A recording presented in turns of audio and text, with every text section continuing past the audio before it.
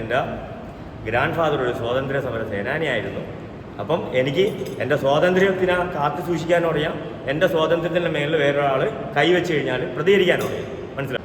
ഒരാൾ അതിൽ അധ്യാപകനാണെന്ന് പറയുന്നു, ഒരാൾ അതിൽ ഹൈലി ആൾക്കാരെ ട്രെയിൻ ചെയ്യുന്ന ഒരു പേഴ്സണൽ ട്രെയിനറാണെന്ന് പറയുന്നു. ജിൻഡോയും അതുപോലെ സിജോയായിട്ടുള്ള പ്രശ്നം. അവരങ്ങോട്ടും ഇങ്ങോട്ടും കരിവാരി എറിയാണ്. നീ അവിടെ പോയില്ലേ, നീ അവളെ കൊണ്ടുപോയില്ലേ, നീ അത് ചെയ്തില്ലേ, നീ ചെയ്യില്ലേ. ജിൻഡോയായിട്ട് അടുത്ത ബന്ധം ഉണ്ടായിരുന്നു ബ്രോ. ഞാൻ പറഞ്ഞില്ലേ, ഞാൻ ഇപ്പോൾ അവനെ കണ്ടാൽ എനിക്ക് അവനോട് സ്നേഹവും കാര്യങ്ങൾ തന്നെ. ഞാൻ ഒരിക്കലും പിന്നെ പേഴ്സണലായിട്ട് ജിൻഡോയായിട്ടൊന്നും എനിക്ക് ഒരു വിരോധവും ഇല്ല. പക്ഷേ ആ ഷോയിൽ കപ്പ് വിൻ ചെയ്തപ്പോഴത്തേക്കും എനിക്ക് ഒരിക്കലും ആ ഷോയിലുള്ള ട്രസ്റ്റ് പോയി. കാര്യം ആൾക്കാരിൽ അതൊരു എന്തുവാ പറയാൻ, നമുക്ക് ഇപ്പം ആൾക്കാരെന്താ പറയുന്നത്, അന്ന് ഞാൻ പറഞ്ഞപ്പോഴത്തേക്ക് എന്നെ ആൾക്കാർ ഭയങ്കര തെറിയൊക്കെ പറഞ്ഞല്ലോ ഇവൻ ഇങ്ങനെ പറയുന്നതെന്നൊക്കെ. അതല്ല, വേറെ എനിക്ക് അവിടെ ആർക്ക് കൊടുത്താലും എനിക്ക് കുഴപ്പമൊന്നുമില്ല. പക്ഷേ എങ്കിൽ ഞാൻ ആ ഷോയെ കുറിച്ചിട്ട് എനിക്ക് ഒരു മതിപ്പൊക്കെ ഉണ്ടായിരുന്നു. പക്ഷേ എങ്കിൽ ഇങ്ങനെയുള്ള ഇതെന്തു പറ്റിയെന്ന് എനിക്ക് അറിയത്തില്ല. അത് ഓക്കെ, അതെ, എക്സ്പീരിയൻസ് എങ്ങനെയായിരുന്നു അതിനകത്ത്? അതെ, അത് ഭയങ്കര എക്സ്പീരിയൻസ് ആയിട്ടാ. ഒരാൾക്ക് ജീവിതത്തിൽ ഒരിക്കലെങ്കിലും ഒരു പ്രാവശ്യം മാത്രം ചെയ്യാൻ പറ്റുന്നൊരു എക്സ്പീരിയൻസ് ആണത്.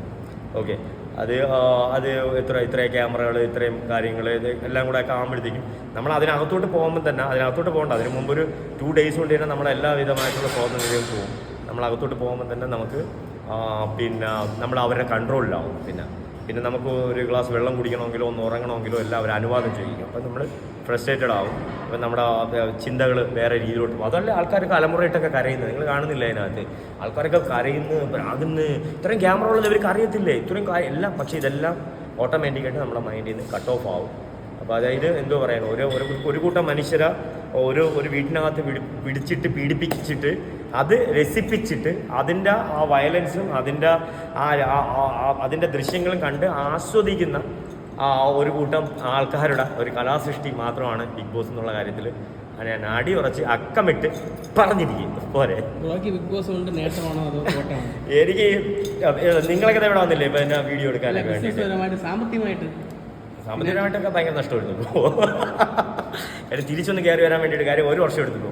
ആ മെൻ്റൽ ഡ്രോമയിൽ നിന്ന് പുറത്തോട്ട് വരാൻ വേണ്ടി 1 വർഷം. ഞാൻ പറഞ്ഞില്ല, ഞാൻ ജിമ്മിൽ വന്നിട്ട് ഇപ്പം അന്ന് ഇവിടെ നിന്ന് ജിമ്മിൽ നിന്നാണ് ലാസ്റ്റ് ഷൂട്ട് ചെയ്ത് പോകുക. നല്ല രീതിയിലൊന്ന് അപമാനിക്കാൻ വേണ്ടിയായിരിക്കും ഇങ്ങനൊരു വ്യക്തിക്ക് ട്രോഫി കൊടുക്കുന്നത് ഞാൻ പറയത്തുള്ളൂ. ഈ വിവാദമായാലും കുഴപ്പമൊന്നുമില്ല. പിന്നെ അതിൻ്റെ അകത്തുള്ള സംഭവം എന്ന് വെച്ച് കഴിഞ്ഞാൽ ഇപ്പം നിങ്ങൾ കണ്ടില്ലേ, ഇതിനകത്ത് ഇപ്പം യവനും ഇവർ രണ്ടുപേരായിട്ടുള്ള പ്രശ്നം, നമ്മുടെ ജിൻഡോയും അതുപോലെ സിജോയായിട്ടുള്ള പ്രശ്നം. അവരങ്ങോട്ടും ഇങ്ങോട്ടും കരിവാരി എറിയാണ്. നീ അവിടെ പോയില്ലേ, നീ അവളെ കൊണ്ടുപോയില്ലേ, നീ അത് ചെയ്യില്ലേ, നീ ചെയ്യില്ലേ. സോ ഇത് നമ്മൾ എവിടെയാണ് കേൾക്കുന്നത്? ഇത് നമ്മൾ കേൾക്കുന്നതെന്ന് വെച്ച് കഴിഞ്ഞാൽ ഈ പരസ്പരം നമുക്ക് കാണാൻ പറ്റും. ഈ ആൾക്കാർ അങ്ങോട്ടും ഇങ്ങോട്ടും കടിവിടുമ്പോൾ വൃത്തിയായിട്ട് ലാംഗ്വേജ് വിളിച്ച് പറയുമല്ലോ. അതേ സംഭവം തന്നെയായിരുന്നു ബിഗ് ബോസിലും ഇവർ ഉണ്ടായിരുന്നത്. ഒരാൾ അതിൽ അധ്യാപകനാണെന്ന് പറയുന്നു, ഒരാൾ അതിൽ ഹൈലി ആൾക്കാരെ ട്രെയിൻ ചെയ്യുന്ന ഒരു പേഴ്സണൽ ട്രെയിനറാണെന്ന് പറയുന്നു. What is A personal trainer? അതായത് നമ്മുടെ ഒരാളിനെ ഫുൾ ഗ്രൂം ചെയ്യുന്ന ഒരാളാണ് വേറൊരാൾ. ജിൻഡോ എന്ന് പറയുന്നത് ഒരു ബോഡി ക്രാഫ്റ്റ് ജിം കിട്ടയ്ക്കുന്ന ഒരാൾ. എനിക്ക് ഇതിലൊന്നും വലിയ വിശ്വാസവും കാര്യങ്ങളൊന്നും. സോ ഞാൻ ആ ഷോയിൽ പോയതെന്ന് വെച്ച് കഴിഞ്ഞാൽ ഒരുപാട് പ്രതീക്ഷകളോടെയാണ് പോയത്. പക്ഷെ അതിനകത്ത് നിന്നപ്പോഴത്തേക്കും എനിക്ക് മനസ്സിലായെന്ന് വെച്ചാൽ ഒരു മനുഷ്യൻ്റെ സ്വാതന്ത്ര്യം എന്നുള്ളത് ഏറ്റവും വലിയ കാര്യമാണ്, അല്ലേ? ആ സ്വാതന്ത്ര്യം മനുഷ്യനിൽ നിന്നും നശിപ്പിക്കുകയും പിന്നെ ആ സ്വാതന്ത്ര്യത്തിലൂടെ അവൻ്റെ വീട്ടിലോട്ട്. അപ്പോൾ ഞാൻ നേരത്തെ പറഞ്ഞല്ലോ, ബിഗ് ബോസ് എന്നുള്ളൊരു വീടാണെങ്കിൽ ആ വീടിനെ പ്രൊട്ടക്റ്റ് ചെയ്യേണ്ടത് എൻ്റെ കടമയാണ്. എൻ്റെ വീട്ടിലോട്ടൊരാൾ അതിക്രമിച്ച് കയറിയാൽ ഞാൻ പറയണത് എൻ്റെ വീട്ടിൽ കയറരുതെന്ന് പറഞ്ഞിട്ട് ഒരാൾ എൻ്റെ വീട്ടിൽ കയറിയാൽ ഞാൻ പ്രതികരിക്കുക തന്നെ ചെയ്യും.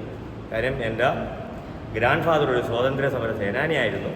അപ്പം എനിക്ക് എൻ്റെ സ്വാതന്ത്ര്യത്തിനെ കാത്തു സൂക്ഷിക്കാനും അറിയാം, എൻ്റെ സ്വാതന്ത്ര്യത്തിൻ്റെ മേലിൽ വേറൊരാൾ കൈവച്ച് കഴിഞ്ഞാൽ പ്രതികരിക്കാനും അറിയാം. മനസ്സിലായോ? സോ ഇങ്ങനെ പ്രതികരിക്കുന്ന ആൾക്കാർക്ക് പറ്റിയൊരു സാധനമല്ല ബിഗ് ബോസ്. അവരെന്ത് പറഞ്ഞാലും അത് അക്ഷരം പ്രതി. മോഹൻലാൽ ഇപ്പോൾ ഒരു ഡോഗിനെ കൊണ്ടുവന്നിട്ടുണ്ടല്ലോ. അതുകൊണ്ട് എന്താണ് മീൻ ചെയ്യുന്നത്? അതുകൊണ്ട് എന്താണ് മീൻ ചെയ്യുന്നത്? സോ ഡോഗിനെ കൊണ്ട് പറയിപ്പിക്കും, ഇയാൾക്ക് ഈ പണിഷ്മെൻറ്റ് കൊടുക്കുക. അതായത് ചുരുക്കി പറഞ്ഞു കഴിഞ്ഞാൽ അത്ര പോലും ആൾക്കാരെ കാണുന്നില്ല. കാര്യം അതുപോലെ അനുസരിപ്പിക്കും. നിങ്ങൾ തുണിയിടണ്ട, നിങ്ങൾക്ക് തുണിയിടാൻ പറ്റില്ല, നിങ്ങൾ ആഹാരം കഴിക്കണ്ട, നിങ്ങൾക്ക് ആഹാരം കഴിക്കാൻ പറ്റില്ല, നിങ്ങൾക്ക് ഉറങ്ങണ്ട, നിങ്ങൾക്ക് ഉറങ്ങാൻ പറ്റത്തില്ല.